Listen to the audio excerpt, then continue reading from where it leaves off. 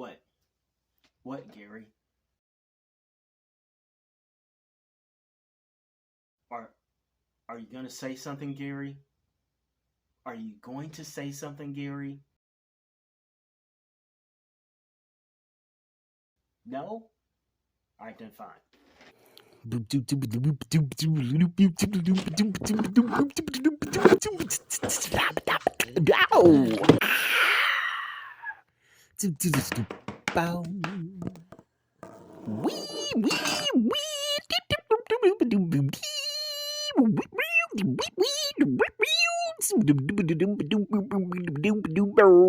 Wow. What's up, everybody? My name is Michael Stevenson. Welcome to my channel. These are my entertainment series videos. If you've been watching my channel, thank you. You know the spiel. If not, I would ask that you please go back and watch some of my early videos. Some of my earlier videos, I'm basically trying to bank up a sort of lingo or language here on the channel so that we can have a bit of a shorthand for like discussion down below in the comments and whatnot, so that you can know exactly what I'm talking about, so that later videos, they can be a lot shorter, so that you just know exactly what I'm talking about when I mention a particular phrase or what have you. So please go back and watch some of those early videos so you would know like what I'm talking about when I say the Lost effect or Avatar era or things of that nature, okay? So with that being said, I wanted to, first off, I actually had to remake these videos. I had to redo these videos. I did these particular videos, the silent pervert videos, I did those a year ago in 2023 March, and I decided that I didn't particularly like how they turned out, but more importantly, I didn't want to edit them. Like, I had maybe like an hour and a half of footage, and I only talked about two of the three things that I actually wanted to talk about. I never even talked about the silence, so I didn't want to edit them, and because I am a very slow editor, and yeah, I just didn't want to do it. There was a lot of rambling, etc., etc., that I was gonna have to cut out. But then also, I wanted to make sure that I did an introductory for a sort of introductory thing for all of the videos so that people don't misunderstand or misconstrue me. Because I know that, listen, you read the title of the video and you might be thinking a certain thing, mainly because I know that unfortunately this space of movie criticism and calling movies or calling the entertainment industry out right now is being very politicized, and there are a lot of seemingly far right wing commentators. You know, they scream about wokeness or LGBTQ agenda, or women being in films and blah blah blah, all this stuff. And I am not that, so I know that some of you probably read the title to the videos and you probably thinking silent perverts and he's talking about Hollywood. Oh, he's talking about like all the weirdos in Hollywood and all the nasty stuff that they do. And no, listen, don't get me wrong, I mentioned a little bit of that in one of my previous videos. You can check that one out. It's on the future of child acting. I want to say it's somewhere in the episode 20 range, somewhere in there. So you can check that out. And yes, I will probably be doing a few more videos later in the future talking about some of the seedy underbelly of Hollywood, and how some Hollywood elites like Harvey Weinstein's and whatnot get down, and how we can cut that out. But that is not what these videos are about. These silent pervert videos are specifically about how Hollywood, and I guess to a larger extent, we consumers, how we view ourselves, especially as adults, and what we think is mature and adult. Okay, so this is part one, the use of silence. Okay, so you just saw the whole introductory thing that I did. One of the things that has been so weird to me as of late is that, well, it's not even as of late, is that Hollywood and artists and entertainers to a certain extent, but then consumers as well, we have a very strange way of, I guess, delineating between childhood and adulthood. And yeah, you can sort of throw teenhood in there, but even when you're a teen, you're still not of real age, right? You're not legal, you're not an adult yet. So I just divide it as two because that's just easier. But we have a weird way of dividing these things and sort of, I guess, relating to these things, how we relate to childhood and how we relate to adulthood. And I don't really know how to come out with this or to address it in a way in which it builds like it's an actual full-on sort of thesis to where it has a beginning, middle, and end. I don't really know how to address it except to come out and say that the way we think of what is adult or what is mature in this world is very it's baffling to me at this point. One of the biggest ways that it is baffling is in how we view filmmakers and how filmmakers view us, and how they do or how they use certain tools or certain tricks of the trade to try to make a movie feel more mature or more adult. And so the three things that I'm talking about in these videos are number one, the filmmaker's use of silence. Number two, filmmakers' use of, I guess you can call it vulgar language or cursing or cussing, what have you. And then number three, filmmakers' use of nudity. So beginning with silence and focusing just on silence in this video, the use of silence is it has gotten on my nerves to pinpoint how I feel about it. For starters, I cannot stand when modern filmmakers use a ton of silence to evoke or to, I guess, portend that their movie is somehow mature because it uses a whole lot of silence. It just makes almost no sense to me whatsoever. So first off, if I've done my job correctly, and maybe I haven't, and you might just be listening to this right now, so I'll mention it anyway. But one of the movies that I absolutely hated this in, and that was the opening clip, or it should have been the opening clip if I could find one, was Tinker Tailor Soldier Spy. Okay, this movie was Oscar nominated, and I believe it even won some Oscars, but yet it used silence almost as a weapon against the consumer. To me, having a movie in which you have a bunch of adults and whatnot, they sit around, and then for whatever reason, there's just a whole bunch of silence, like the conversation drops out, does not automatically, and this is what I would hope other filmmakers would understand, that does not automatically connote maturity of some sort. Like, I just don't understand it. I just don't understand why. And the worst thing too is that there are some consumers who are giving their nodding heads of approval at this foolishness, and saying that, if a movie has a whole lot of silence where there's absolutely nothing going on and the characters are just standing around or sitting around and staring at each other, it's so mature. It's so adult. Like AARP is giving out their awards for this is the best movie for adults of the year because the movie has a whole lot of silence, and kids won't understand the silence, and it's just it infuriates me. It infuriates me to no end. So first off, don't get me wrong. Silence, as well as the other two topics that I'll discuss in the other videos, it has its place, just like anything else that you see or hear in a film or on the screen. It is also a tool that the filmmakers can use to make and create a good story, a compelling story, to tell a compelling narrative.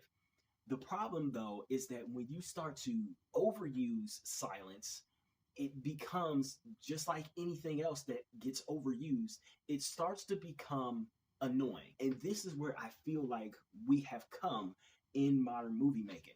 What I've seen recently, in recent years, is that there are a lot of filmmakers who, again, they use these silent cues almost as a crutch to sort of build a certain level of maturity into the narrative that is not naturally there. Again, don't get me wrong. Silence is great and silence is golden when you use it correctly in a narrative. There are a lot of things that are great when used correctly in a narrative, when used correctly in a film or on television. But I'm getting so many movies that are people don't really say anything, and then also nothing is going on, you know what they feel like, honestly? They feel, no, they don't feel like actual silent films like the 20s or 30s or something. They actually feel like student films. When you have films that use too much silence these days in place of things that could be there to actually help the narrative, to actually help the storytelling, it never, in my opinion, is a good thing. So Tinker Tailor Soldier Spy, that's one of them. God, I'm trying to remember some of the other films because there have been quite a few. I've weirdly enough seen a lot of horror films to where it's like they'll use silence, and horror films are known for using silence, right? But they'll use it in such a way to where it's not even building tension anymore. Oh God, I was trying to think of what is his name? There's a comedian, Preacher Lawson, okay? And Preacher Lawson, he got famous. He's, like I say, he's a comedian, but he got famous because of his time on America's Got Talent. Now, if you're watching from another country, you probably know of the Got Talent franchise. Almost every country seems to have their own version of a Got Talent. Britain's Got Talent. I think Australia's Got Talent. I think even India's Got Talent. Preacher Lawson, he was on that show, and he was a comedian. Comedians rarely win on the show. So this was some years ago, but he was pretty good. He was pretty good. Black guy. And so he was telling one particular joke, and he was talking about, it was a race joke. He was joking about how he's a black dude, and he has rarely ever dated interracially outside of his race. He generally dates black women. Like most black people, they generally date within their race. Most races do that. And so he was telling the joke about how if you look through his history, it's black woman, black woman, black woman, black woman. And the way he set the joke up is that he kept saying black woman over and over, or something to that extent. I'm paraphrasing, of course. He kept saying his preference for black women over and over and over again. And so what happens in most things is that you start saying something, and at first it's funny. And then it goes to the point to where it gets annoying because it's like, okay, like, come on, man. How many times are you going to say the same thing over and over again? And then somehow it finally gets back to the point to where it's like funny again. Like, it's funny because of how annoying it has become and because of how annoyed you are at it. And he did that in a joke, and then he was like, white woman. And he was like, white woman. And, everybody laughed. And then, of course, he talked about how he just did that thing to where he went from, it started out funny, it became annoying, and then somehow got funny again because of how annoyed we all were. That is how I feel with the use of silence in movies these days, is that people will use silence, and maybe it'll be like, I don't know, 5 or 8 seconds, of silence in a film. And it's like, oh, okay, that's cool. That can drive home the point. But then once you get past somewhere around 10 seconds of film silence, and I'm talking about, you'll just see somebody on screen. You might not even have any music. There's no score there. You might not even have them actually doing anything. They'll just be sitting there, similar to Gary Oldman in Tinker Tailor Soldier Spy. And again, this was called out by reviewers and by some consumers at the time that the movie came out. That, nah, man, I didn't like the movie because there was way too much silence. There's way too much sitting around doing nothing. And this was especially noticeable in a movie that was over 2 hours long. Like, hold on, wait a minute. If you go back through that movie, you could probably note at least somewhere around 10 minutes, maybe even 15 minutes of just total silence. And all the characters are doing is just...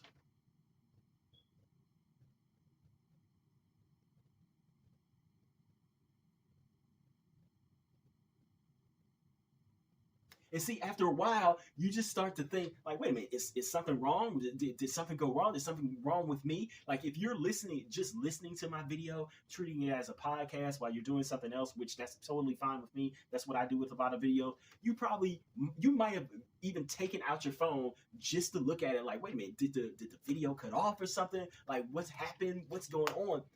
The use of silence it can be good. But for a lot of films that I'm seeing these days, it is detrimental. And again, the thing that I hate the most is that we are using silence in the place of, or as, it's almost as if it's like some sort of salve, so to speak, for not good storytelling. Like we'll use it to try to bolster the maturity level of the film. And it boggles my mind on as we do on why we do that. Like we just think, and when I say we, in this case, I'm talking about me being a creator. So being part of, people who create these types of things for you guys, it's almost like we think that in order to be an adult, or that adult life, has lots of silence in it, and that's the mature thing, that's the grown up thing, that's somehow I don't know, it's just more, I just don't know, it just like it just boggles the mind to me. The worst part is that the silence is almost never really informative, I guess you can say. It's almost never informative anymore these days. I think of the movie, was it Driver, with, dang it, I just saw the Fall Guy trailer earlier, and I'm blanking on his name now. Ryan Gosling, the Driver with Ryan Gosling, and at first, when you first see the movie, you're like, oh, Driver, okay, it's going to be lots of driving. And then when it's not a whole lot of driving, you're like, that's interesting. But then there are some scenes in which he just sits in his car. And I got to tell you, each one of those scenes in which he's just sitting in his car and he's saying nothing and he's staring out, not every one of those scenes hits. And that's I think that's one of the best examples of how silence can be used both correctly and incorrectly in the same film. Sometimes when he's just sitting in his car, or when he's just sitting around somewhere and he's not saying anything, it just doesn't feel like anything is happening.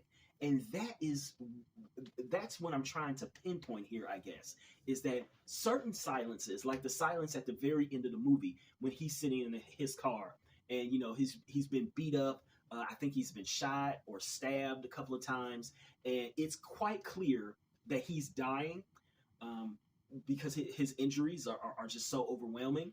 And of course, he's going through this overwhelming thing, this heck of a journey that he's taken throughout the movie. That is a good silence. That's an informative silence, because it allows the audience to essentially come into the character's world and then get even closer into potentially the character's own psyche and see that he's truly thinking and contemplating about some heavy things. Maybe he's in the last moments of his life, so he's thinking about all of the ups and downs of his life.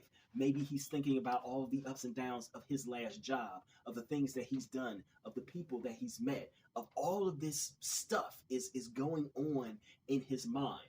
But then there's other times to where it's just like, and again, in that last silence, you can feel that as a viewer, right? You can feel the heaviness, the weightiness of the silence. But then there's other times to where it's just like the character just feels like they're sitting around doing nothing. And in those moments, that to me is when silence is not being used correctly. It's not informing of nor building into the narrative, into the storytelling. It's not doing really anything to, I guess, enhance the story for we as the viewers, as the consumers. It's just sort of being annoying and taking up time and space.